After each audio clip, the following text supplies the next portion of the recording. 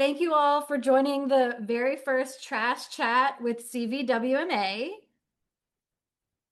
We are hosting this online series as part of our 35th anniversary as a public service authority. And you'll be hearing a little more about that later in the presentation, but we are going to go ahead and get started. Just a little bit about Trash Chat. This is a new series that will delve into some of the household waste topics that we get asked about the most, whether it's through emails or people who call or social media. We know that there are a lot of questions and folks who want to make sure that they are doing the right thing. Our presenters today are myself. I'm Julie Buchanan. I'm the Public Relations Coordinator for CVWMA. We also will be joined in the second half by Aaron Cook, who is the founder of Eco Inspired, a local zero waste refill shop in the Richmond area. And about CVWMA, our name is short for the Central Virginia Waste Management Authority. We are a government entity serving 13 member jurisdictions, and we were established in 1990 to help the region meet state recycling requirements that were new at the time. This is the map of the region that we serve. So you can see that it's quite broad. This is an area of about 1.3 million residents. Our services are different in every locality. For example, folks in more of the rural localities don't have curbside recycling, but they have drop-off or other services used there. And just so you know, we are not Waste Management, the large trash hauler and trash company. Many people get us confused with them, and I just wanted to clarify. We are very separate from Waste Management, although we do contract with them for some of our services. Everything that CVWMA does is through contracts with the private sector that we procure on behalf of the 13 member jurisdictions. So most people associate CVWMA with the curbside recycling program as it's our most visible, but we are about more than just the cans, bottles, and paper. If you go to your local convenience center to drop off recycling or trash or batteries, tires, anything else like that, that is most likely through a program through the CVWMA. If you have gone to a local electronics recycling event or household hazardous waste event, we partner with the localities on those as well. So that is another way that we serve you, the residents of the region. And why did we pick home waste audit as the first topic in our Trash Chat series? I think it's important to acknowledge that there's no single best way to manage all of our waste. And as much as we are involved in recycling here at CVWMA, we realize that we as a region can't recycle everything. There are many things that we don't want people to put in their container or drop off. We acknowledge that source reduction or waste reduction remains an important first step in the waste management hierarchy. When you're talking about in terms of what's the most preferable way to deal with an item that has reached its end of life, not throwing that away, thinking of ways that you can reduce waste first and foremost is a preferred first step in that process. The US generates 4.9 pounds of trash per person per day. And that's a somewhat dated statistic from the EPA from 2018. That's the general statistic that folks in our industry use. The 4.9 pounds, it could be more for some, it could be less for some, but on average, that's what we're generating. Getting into the steps to complete your home waste audit.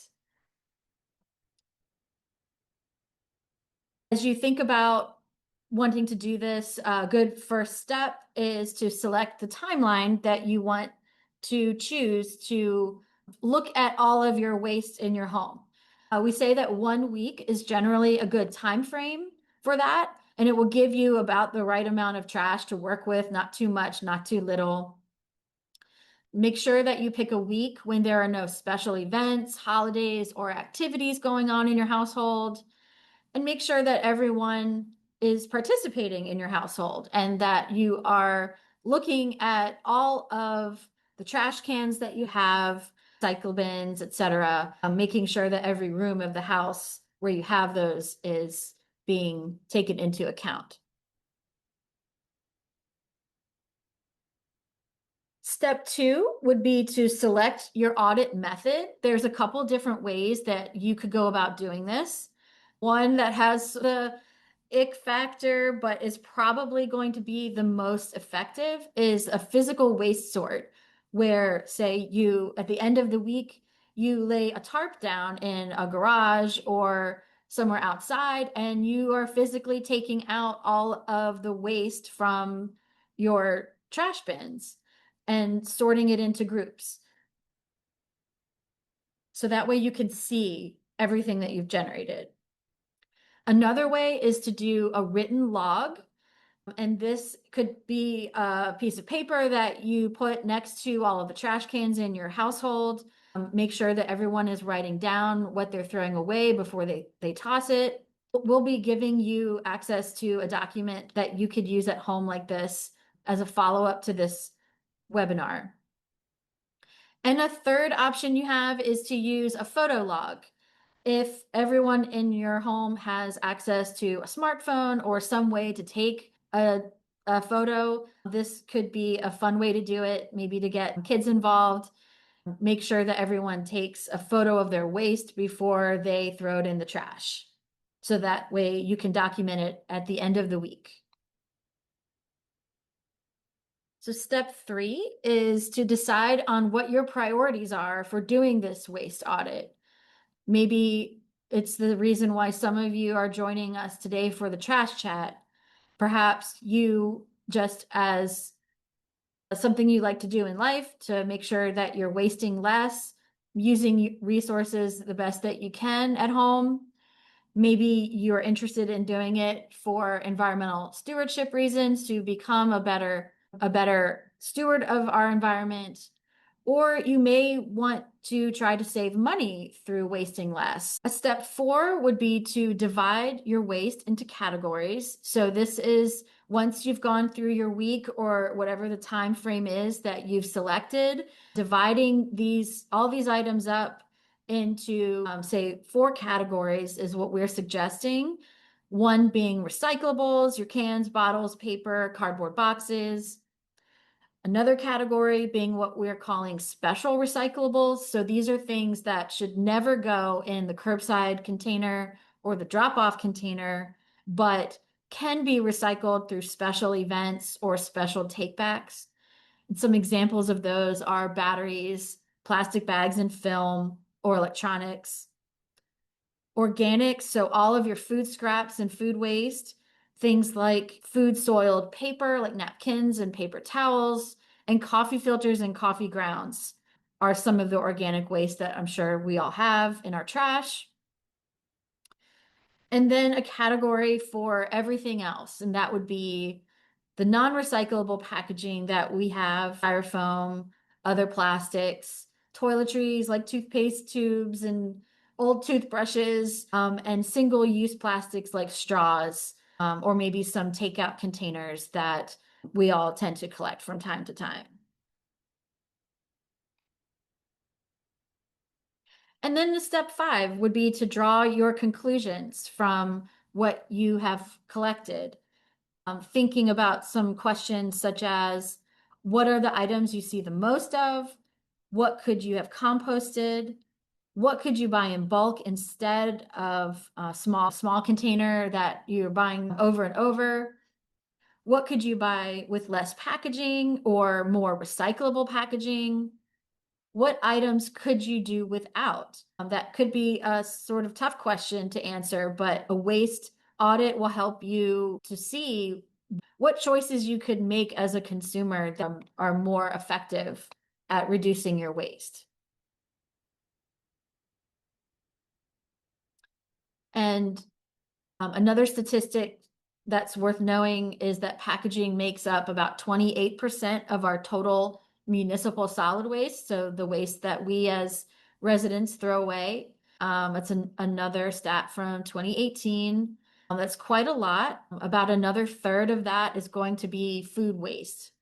Our packaging waste and food waste are making up a significant portion of what we are throwing away as a society.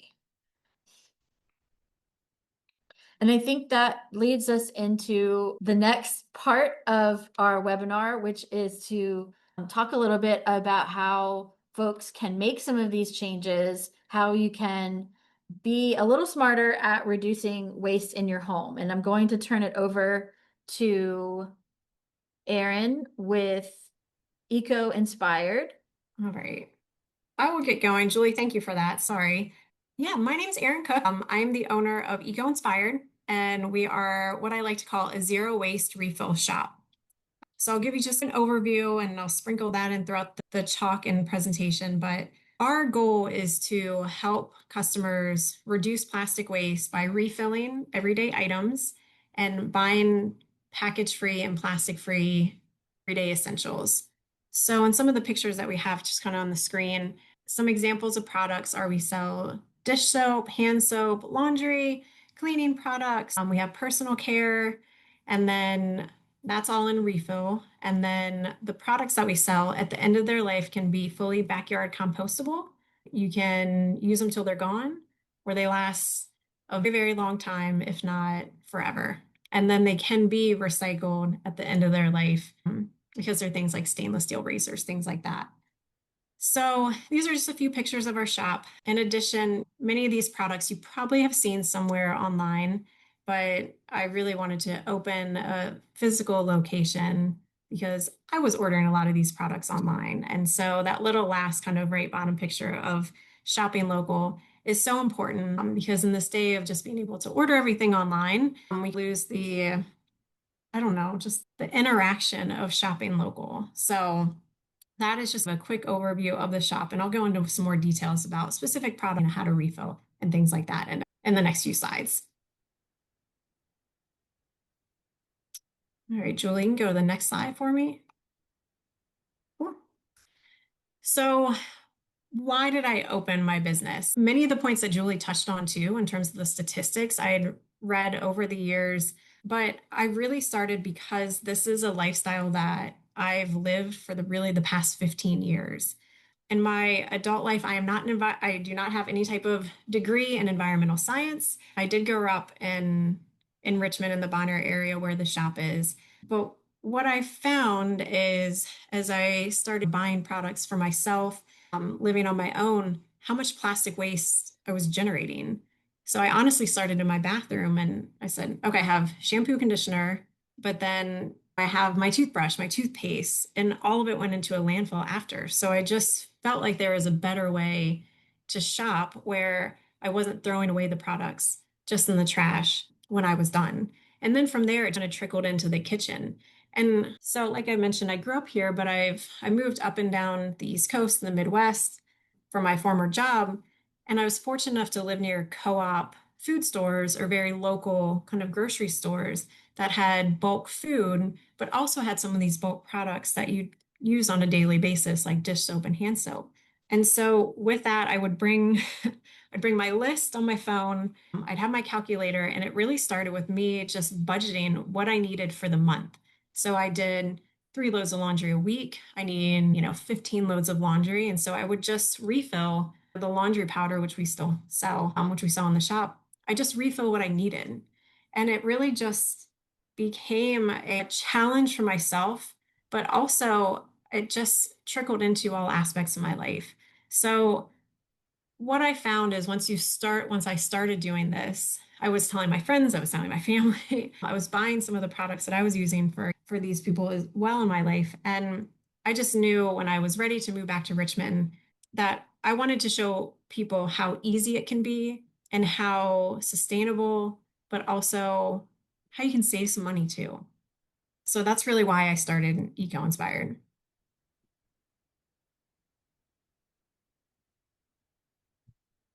All right, Julie, next slide. And as I mentioned, this is a lifestyle. Growing up, and we're always see reduce, reuse, recycle. And those are R's that we see. And what I found in doing this and living this lifestyle, there's so much more that we can do. So this is a hierarchy, if you will. It's called a zero waste, low waste hierarchy. And in order, so if we follow this, that once we get to the bottom, we find that we found very few things that we have to recycle, and then rot is composting. Now, on a daily basis, and I haven't said this yet, but plastic is the plastic pollution problem is not our fault. However, we have to be the solution right now. Corporations continue to pump out plastic items and products and plastic packaging. This is the only option for many people. And so, what else do you do? But what I found with opening the shop is people would start to think a little bit more about where things are made, how things get to you, and then what happens at them at the end of their life. So, how many of you have gone out to a restaurant and immediately they put a plastic straw in your water? And so, like, it happens more often than not, and that's just what the workers are being told to do. But I found that kind of living this more lower waste, zero waste lifestyle, when I ask for something to drink, I say, I refuse before they can even give it to me. So I say, I'd like a water, no straw, please. When I go to the grocery store, I say, I don't need a bag, thank you, even before they start putting it in there. And so I'm kind of refusing these items that we've just become so accustomed to always just kind of being done for us without really even asking. And then the reduce side of things, again, we stick to more of the recycle, but we can't recycle everything, as Julie mentioned. And so the reduce side, I think the trash audit is such a good intro, is just kind of see what you have. And that can trickle into really all aspects of your house. How many products, how many amount of the same products do you really need? How many different products, but it's the same product, only one, do we really need? So it's just called looking at what we have and reducing the amount to only have things that we want but also need on a daily basis. And then in addition, reusing things, and that's just reusing products. Instead of buying single-use products, it's using reusable. So it's called a journey for a reason and trying to reduce your waste. And that's because sometimes it's really hard, but these are just really very kind of simple principles that really help me gate this lifestyle and it just become to that a way of life. So our top selling products, in addition to having plastic free and refillable products, it's very important for me to have the ingredients be better for you and better for the planet. And also, almost every single one of our products, actually all of our products, come from other small businesses. So coupling in the cost savings would be, so the top left, this is an all-purpose cleaning concentrate. If you had a 16-ounce spray bottle for your cleaning, and with the all-purpose concentrate, it's $1.50, and you can clean with any surface. And how many spray bottles do we need? If you have even a couple in your house, you have in different places, and that's still, say you have three, that's 550, 450, and that gets you three full spray bottles worth of cleaning products that you don't have to wear a mask with, or that just have more chemical smell, which I know many of us associate that with clean, but it works great.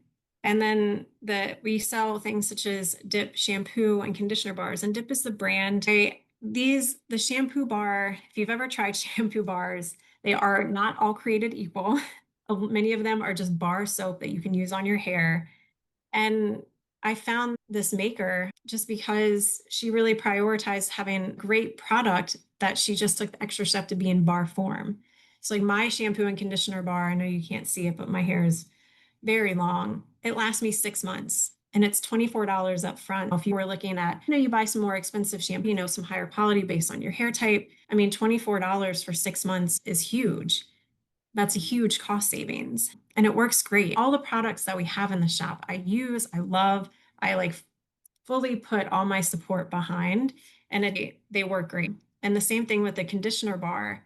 Julie came into the shop and bought a mini conditioner bar, which is $14.50. It is less than an ounce. And that was on November 24th of last year. And she and I talked earlier this week and she was like, it looks like I barely used it. And she has used it.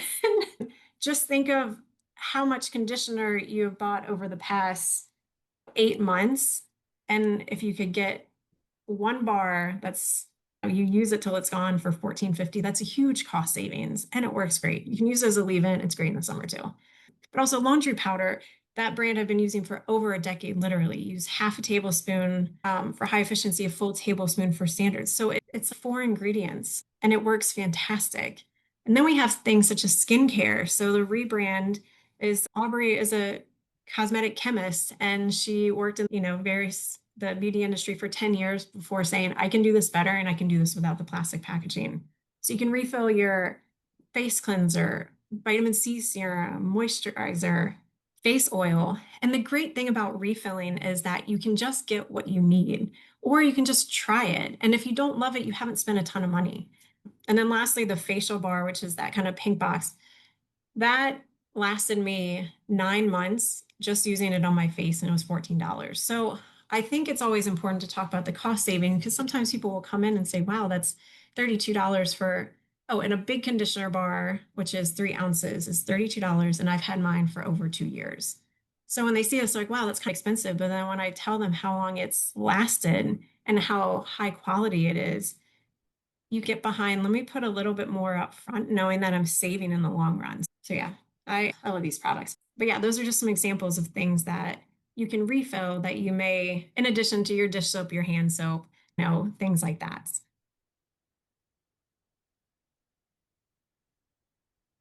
Okay, so I've gushed about the products. I've talked a little bit about why I started, but if you're new into this, and zero waste, before I continue, zero waste is just a term. It is unattainable in our time. And kind of going back to the point, corporations, there's no regulations on the amount of plastic waste or plastic they can use. There's no one until our government says, hey, we need to kibosh this and you need to really work towards cleaning up some of or putting some money towards the waste you've created. We have to be the ones to look inward and say, what can we do to show these corporations that this isn't what we want anymore? So zero waste is an unattainable in our lifetime. Low waste is probably a better terminology. And that's just that you're doing what you can and actively trying to think about that. So I think these are very practical steps to start this kind of sustainability journey. Most important thing, use what you have. That's the most sustainable thing you can do. Use up all the products. I get so many customers that come in and they'll look around and they're like, I still have this to use and this to use, but I want to try this next. And that's, you've already bought it. So don't waste your money. Because if it's full and you throw it away, you're really just you're buying your trash. You're spending money on a product that you're just throwing away. So use what you have first, no matter what it is. That's the most important thing. And then second, just start slow so the habit can form. Start with what you need, especially if you come in the shop and you're like, this is a little overwhelming. I have a lot of products, I know, but I try and hit most things that people get that come in plastic packaging. It's just start slow. If you're out of hand soap, bring in your container and just fill up on hand soap. Because if you just bring a big box, say I want to, or I come in the shop and just want to buy everything to hit a lot of these products, it's going to become unattainable because you're spending so much up front. You're going to be like, I really didn't save any money. So start slow, start with what you need so you can form that habit. And then with refilling, like I said, just bring in the container when it's empty. If you have your dish soap bottle or shampoo or cleaning, just give it a good rinse because our product ingredients are different. So we want you to get the full kind of experience of the product and just bring it in and just try something. With any product, we cancel out the weight of the scale.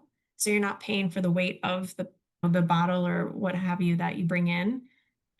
And everything is per ounce, except for some of our cleaning tablets. Those are per tablet, but you can just get a few ounces of something. And many people come in for their first time and walk away with 12 to 15 products for 15 to 20 bucks just because they want to try and only really get what they need. And that kind of gives them a point of refill only what you need. If there are some products that you use on a daily basis, that's what you need to refill. And then you can always try things, but it's always important and how I started, I just refilled what I need.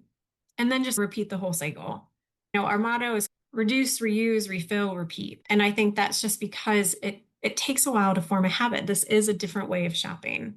But I found that once you start trying a few different products, it snowballs. And I talked to a customer the other day that just said, no, I live right near Target and I needed shampoo, but I was determined to not go to Target. I wanted to try what you had here. And I think it just becomes a little bit of a mindset.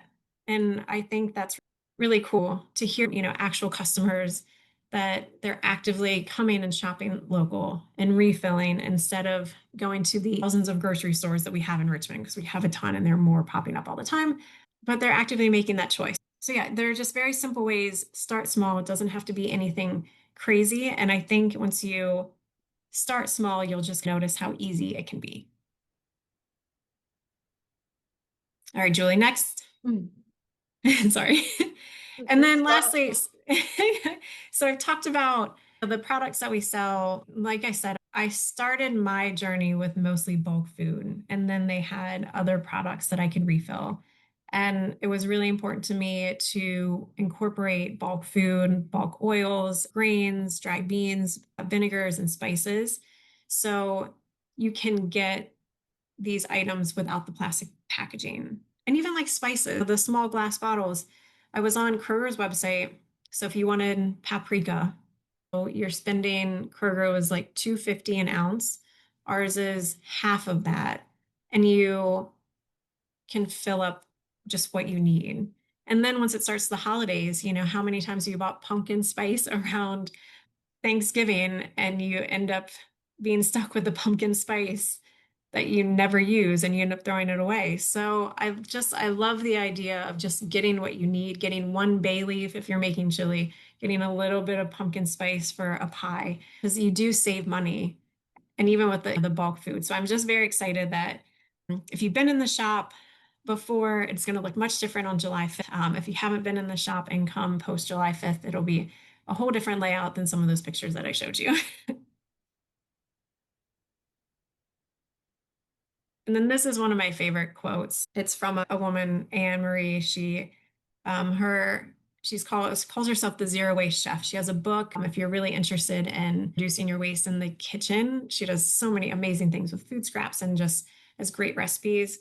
But she had this quote saying, "We don't need a handful of people doing zero waste perfectly. We need a million people doing it imperfectly."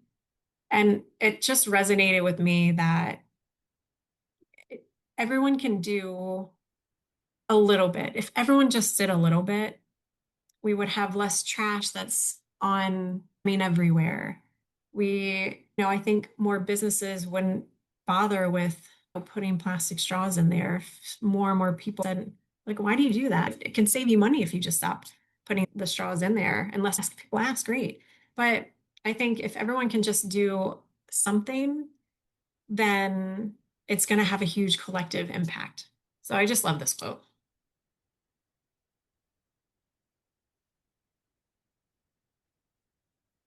And I think that's all for me. All right. Oops, sorry. I think at this point now we will open it up for some questions. It looks like there's some in the chat. Let me see if So if Olivia, I know you're on here. Can I unmute? I think you're unmuted.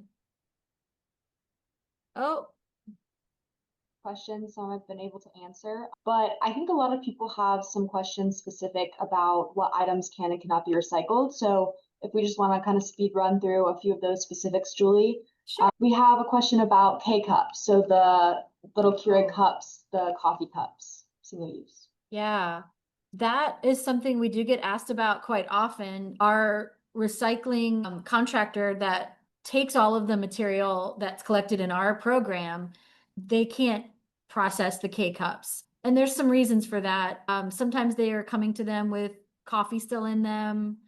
There's a foil piece on the top that sometimes causes an issue.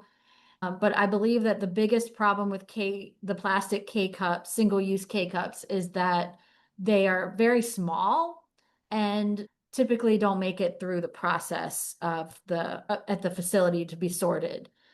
So Yeah. hopefully that answers the question on that. Yeah, thanks, Julie. And I think I saw something recently that said do not recycle things generally that are smaller than a credit card. So just that's a good basis to have for choosing when you can and cannot recycle something. Of course, there's other rules like making sure your recyclables are clean, but that's a good rule of thumb. Okay, the next And specific. Livia, can I interject?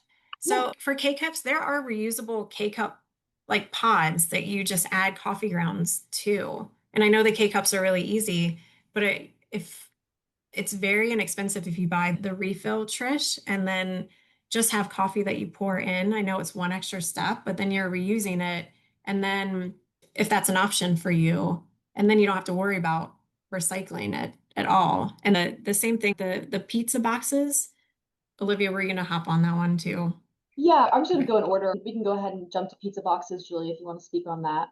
Oh, yeah. I think our current guidance on pizza boxes is that we want to make sure that there's no food in the pizza boxes when it is going into recycling. If you aren't sure, one good rule of thumb is to rip off the top of the pizza box if that's clean, and you can easily put that in your recycling.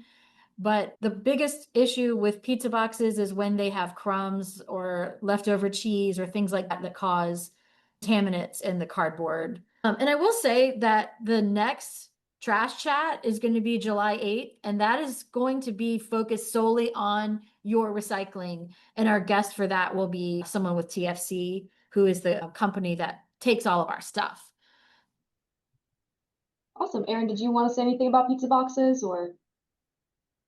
If you garden, just putting the pizza box, it'll naturally compost too. So what I end up doing is I have this one spot that weeds always grow, and like I have pulled them up, I've done whatever. I haven't sprayed anything because I'm just not gonna do that, but that's neither here nor there.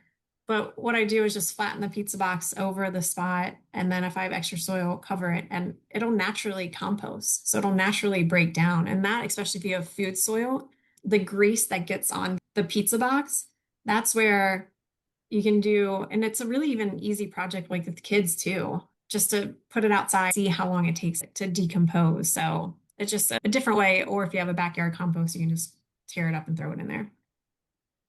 Great, that's awesome. Great idea, Erin. The next question is about shredded paper. Yeah. We don't accept shredded paper in our recycling programs, mainly because similar to plastic bags, they jam up in the sorting machinery at the recycling facility. If you were to save all of your sensitive documents and take them to like a public shredding event, these are usually held on like a Saturday in the spring or in the fall. Those shred trucks, they do take their shredded papers to recycling facilities. So it is being recycled in those types of events. We just can't accept it in the curbside or the drop off, because then all of it would be mixed in with everything else, with your cans and your bottles, and it needs to be kept separate. So we encourage people to, if they can, wait and take their documents to an event like that and make sure that they are securely, safely shredded and then recycled by the company. Yeah, and I think that goes back to just remembering try to not recycle things generally smaller than a credit card. So that's a really good rule of Yeah. thumb. I'm going to move past some of the specifics here just to get to a couple of the broader questions, and if we have time, we can come back to the more of the specifics. So we have a question: is it possible to tour a recycling center? It is. So I've mentioned TFC Recycling a couple times. They have the contract with us to serve the jurisdictions that are our members. If you recycle at the curb with CVWMA or you recycle at your local convenience center, the likelihood that you're using your stuff is being collected by TFC Recycling is very high. They have a facility in Chester that people can tour. They usually are limiting it to around no more than 20 people in a group. It's a busy place. So if anyone is interested in that, you'll see my contact information at the very end of our presentation, and you can send me an email if that's something you're interested in. CVWMA typically doesn't organize the tours ourselves because it's not our facility. We don't own it or manage it. So we would work alongside TFC to set that up for you. Great. Next question, any recommendations on where I can purchase a durable composter locally? Have not had much luck finding one this summer. That's a great question. If anyone on the call would like to respond. So I've got mine off of Facebook Marketplace, and then I help a couple customers. I think Tractor Supply Plus has some pretty like durable ones. You can also be a lazy composter like I am and kind of just Google like lazy composting. They have like options where if you have like a pasta strainer where you can bury that kind of in the ground slightly because it has the hole, or a pasta pot where it has the holes in it. If you bury that in the ground a little bit and then put your food scraps in there with a little bit of brown matter, such as like a cardboard scraps, coffee grounds, brown paper. You kind of mix those in with your food scraps, put the lid on, like worms they'll get in and eat the food anyway. So you can also just throw apple cores and lettuce just right outside your back door, like I do. But check Facebook Marketplace, and then I think Tractor Supply Plus. I've gotten some people that I don't know where that is, but I don't think it's too far. That may be I a will good also place. say, if you're in the city of Richmond, there are drop-off locations for compostable. They have some at various like community gardens and also at the convenience center. I believe it's on, what road is that, Julie? Over There's by the one Diamond? at Stratford Hills right now, and there's Gotcha. one on Robin Hood Road Robin Hood across from Road. the Diamond. Yes, yes. So you can drop off your compostables there and they will be commercially composted, which is another great option. Yeah, and Let's see. every City of Richmond public library also has one on, also has a few of the purple bins on site for compost drop off. I know I keep saying this, but we will also have another trash chat about composting later in July. These are all great questions, and I know that these are the things that people, again, always asking us about, and we want to make sure that we give you the right information. So we'll have one trash chat in July 8th about recycling and one on July 22nd about composting. Awesome. Do you have time, you think, for a little more specific questions on some recycling items or? I think so. Okay. The next question was on different types of plastic bags. Different types of plastic bag. Do they mean for the grocery store take back? I'm not sure, but I guess, yeah, maybe we can touch on Ziploc bags and grocery store bags. And I guess Oh, okay. one overarching theme is just to remember that we do not accept plastic bags in our curbside Right. recycling program or at No, our drop-off centers. right. No plastic bags in the regular recycling. So I'm by that we mean curbside and a drop off at a convenience center. We encourage people to take bags back to the grocery store or Walmart, Target. So many retail locations now take back these bags if you were using them in the first place. Generally, what they can accept are like plastic shopping bags that have a number 2 or a number 4 on them. There is a variety of bags out there. So if you're able to see a number on your bag, and if it's a 2 or a 4, it can go back to the grocery store take back. You can also take things like plastic wrap that comes on your paper towels or your toilet paper, or if you're buying plastic bottles, bottled water, the wrap that those things come in can be recycled at the take backs. But we cannot accept those types of flexible plastic films in our recycling program. But hoping that maybe folks will take some tips from today's presentation and think of how you might be able to avoid those types of plastics in the future. And some of you may have heard that the city of Richmond is getting ready in January to institute a 5-cent plastic bag fee. I think it will make more sense going forward that people maybe think of other alternatives to some of these plastics. Great. Yeah, and kind of on a related note, I think there's a lot of confusion around plastics that are different colors, specifically like black plastic with the recycling icon, and just what people should do when they see a recycling icon on plastic, but they know that it may or may not be recyclable and Yeah. guidelines for that. So one thing that we say here at CVWMA is that just because it has the recycle symbol on it, it doesn't mean that it's accepted in our program. And that's especially true with the flexible plastics, the plastic grocery bags, etc. Black plastic is not as much an issue for us. I know that in other parts of the country where they are really sorting plastics with artificial intelligence, the black plastic doesn't show up as well in the systems. Our material recovery facility, where all of the material goes, does not use that in Chester. To my knowledge, you should still be able to put clean black plastic into your CVWMA recycling. We don't accept jar lids. Please leave those off of your glass jars. We do accept soup cartons, if that's, I think I see the same person asking about those items. We Rinsed and clean, accept yeah. food and beverage cartons. A couple further down, asking about aluminum pie plates and containers. So they are aluminum, yes. They could be accepted if they are really clean. And sometimes we don't really promote the fact that those things are accepted because of the fact that the the general public is not going to clean them the way that they should be before putting them in, and they will have food waste on them. In fact, I took some recycling from my mom the other day because she actually forgot to put her stuff out on her day. I was just going to put it in my cart at home.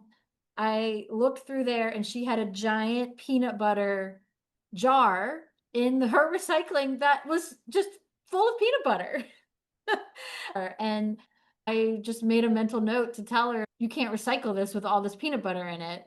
So, yeah, things like that. Just food waste is really, after plastic bags, is really our biggest nemesis when it comes to recycling.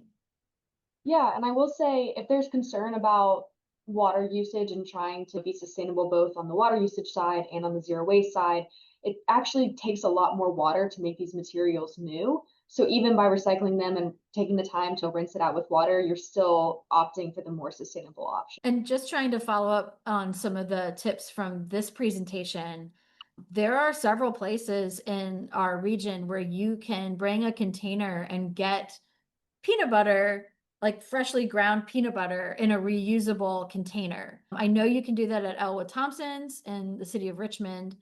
I don't know if Olivia or Aaron want to chime in on other places that have that, where you can get your own peanut butter or almond butter in a reusable container. Yeah, Good Foods Grocery, that's where I get mine. The peanut butter is like amazing. It's literally just peanuts and there's no oil. I think you can get honey roasted peanuts as well, so a little bit of sweetness as well as almond butter. And the nice thing too is, again, it's all in bulk, so you can just bring a clean container, stop off at the front desk and say, "Hey, I would just like to get peanut butter." They'll weigh your container and then they'll deduct the full and empty weight of the container after you're done. So you're just paying for the amount of peanut butter that you use. It's amazing. It's Awesome. Okay, last question. Greeting cards and gift wrap. So thinking more on like holiday terms. Yeah, gift wrap, no. Unless you're wrapping gifts with a used paper bag or craft paper, we have to say no to gift wrap as well as tissue paper. That's something that surprises a lot of people. We don't accept tissue paper in our recycling. And greeting cards, if they are a 100% paper card, yes, you can recycle that. The things that would make that a no are glitter, little embellishments on the cards like gems or jewels. You'd be surprised at the holidays how many cards have glitter on them. Once I learned this myself, I really, and I love to send cards at the holidays. I really tried to do better buying cards that were not only made from recycled content, but were able to be recycled by the recipient. So just if that's something that you also like to do, just try to be mindful of that. Before I worked here, I probably recycled a lot of cards with glitter on them, and I do feel bad about that. But it's never too late. Never too late to change your ways. Yeah, definitely. And I think going back to the tissue paper again, it's kind of thinking about the material and what might clog the machinery at the material Exactly. recovery facility. But that's all the questions, Julie. Okay, great. We have a few more slides to get through. Y'all can see my screen, right?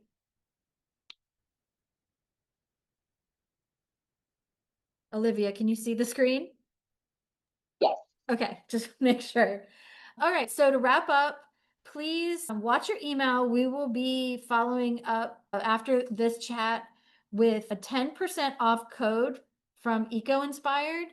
Thank you so much, Erin, for providing this to the folks who have attended today. That's just a little way to say thank you for joining us today on this super hot day. We'll also be sharing the home waste audit worksheet that I mentioned early on. I'll share that both as a PDF and as an Excel spreadsheet for you to use at home. And we have 2 more trash chats planned for July. July 8th is called Your Recycling Matters, and we'll have someone from TFC Recycling join us for that. And July 22nd, we will be doing So You Want to Start Composting with Nope Composting Company. And I mentioned at the beginning that it is our 35th anniversary. And one of the other activities that we have planned is a recycling fair and a circularity celebration on Saturday, October 18th, here at our offices, which is located at 2100 West Laburnum Ave in Richmond. And you can keep up with announcements related to that on our website at cvwma.com/anniversary. And thank you so much to everyone for joining this first trash chat. Thanks for being our guinea pigs on this. You can see on the screen my contact info and Erin's contact info. Also the address for Erin's shop, Eco Inspired. Go and use your 10% off code once you get it in your email. Just wanted to say how much we appreciate you all joining us today, and thank you. Hope that you learn some new things and maybe find the whole less waste journey a little more accessible now after hearing some of our presentation. So thank you so very much.